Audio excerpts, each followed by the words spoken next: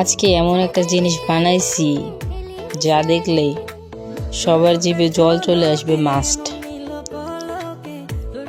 আমার ছোট ভাই অনেকগুলো জলপাই নিয়ে আসছে, তো এসে বলতেছে, আপু আমাকে এই জলপাইগুলো তুমি ভালো করে মেখে দাও।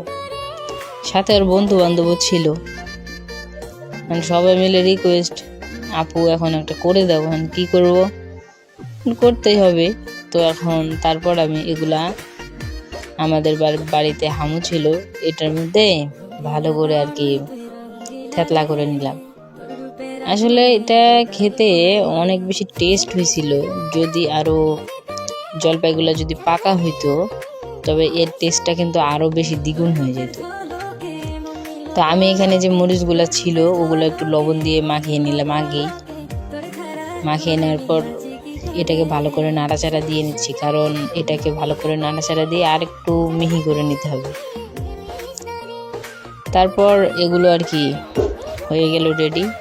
তারপরে এগুলো আমরা যে ট্র্যাডিশনালি খাওয়ার চেষ্টা করলাম একটু, যেটা বলতে চাচ্ছিলাম কলা পাতা। ছোটবেলায় আমরা যখন মা চাচি ওরা কিছু জিনিস মাখা টাখা করতো, আমরা করতাম কি কলা পাতা, লাউ পাতা, হাবিজাবি এগুলোর মধ্যে খাইতাম।